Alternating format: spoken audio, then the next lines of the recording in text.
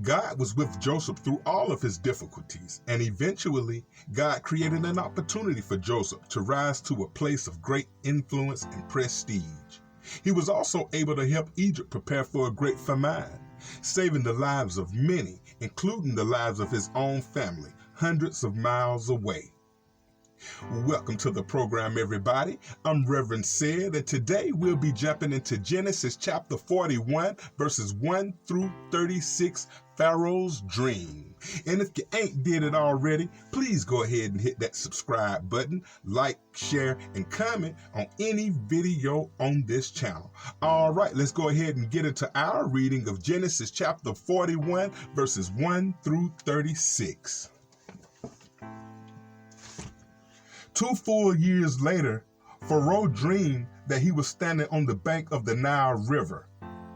In his dream, he saw 7 fat, healthy cows come up out of the river and begin grazing in the marsh grass. Then he saw 7 more cows come up behind them from the Nile, but these cows were scrawny and thin. These cows stood beside the fat cows on the riverbank. Then the scrawny, thin cows ate the 7 healthy, fat cows. At this point in the dream, Pharaoh woke up. But he fell asleep again and had a second dream. This time he saw 7 heads of grain, plump and beautiful, growing on a single stalk. Then 7 more heads of grain appeared, but these were shriveled and withered by the east wind. And these thin heads swallowed up the 7 plump, well-formed heads. Then Pharaoh woke up again and realized it was a dream.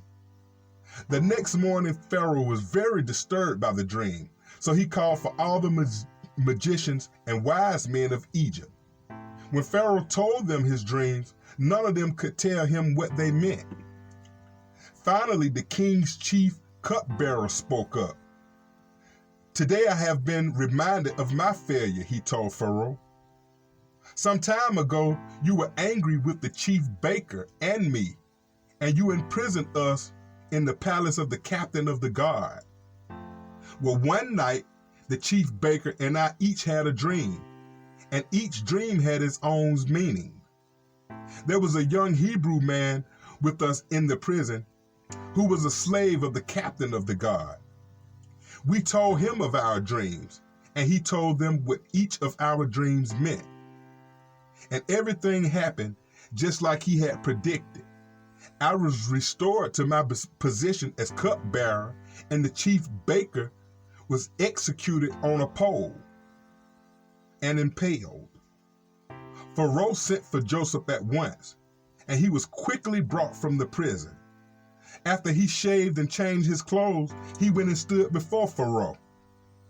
Pharaoh said to Joseph, "I had a dream last night, and no one here can tell me what it means.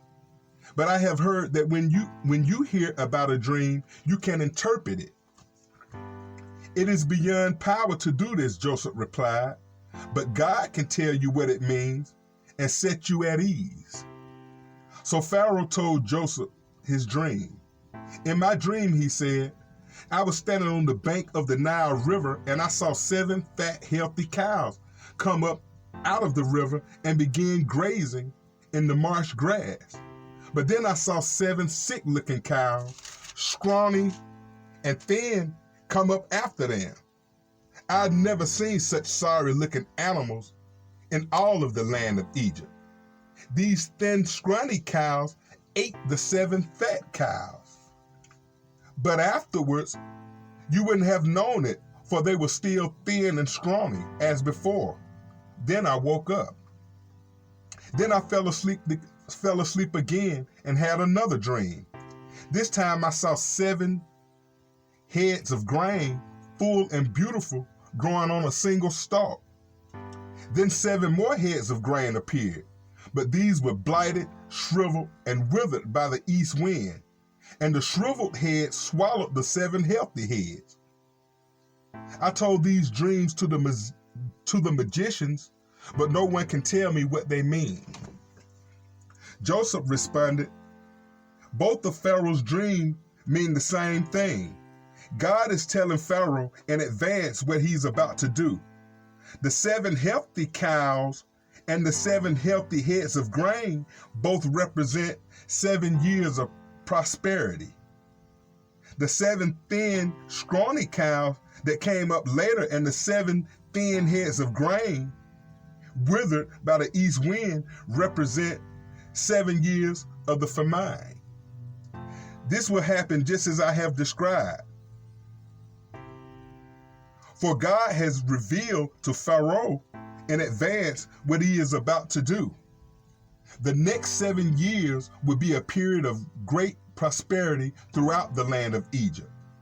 But afterwards, there will be 7 years of famine, so great that all prosperity will be forgotten in Egypt. The famine would destroy the land. This famine would be so severe that even the memory of the good years would be erased. As for having 2 similar dreams, it means that these events have been decreed by God, and he will soon make them happen. Therefore, Pharaoh should find an intelligent and wise man and put him in charge of the entire land of Egypt. Then Pharaoh should appoint supervisors over the land and let them collect 1/5 of all crops during the 7 good years. Have them gather all the food produced in the good years that are just ahead and bring it to Pharaoh's storehouses. Store it away and guard it so there will be food in the cities. That way there will be enough to eat when the 7 years of famine come to the land of Egypt. Otherwise, this famine will destroy the land. After interpreting Pharaoh's dream, Joseph gave the king a survival plan for the next 14 years. The only way to prevent starvation was through careful planning. Without a famine plan, Egypt could have turned from prosperity to ruin. Joseph was able to save a nation by translating God's plan for Egypt into practical action. Alrighty, everybody, that's gonna wrap up our reading for this evening. It's been fun having y'all. Please join me on the next episode where we jump into Genesis chapter 41, verses 37 through 57. Joseph made ruler of Egypt. That should be great. Y'all have a blessed rest of your Monday evening and night. Stay blessed.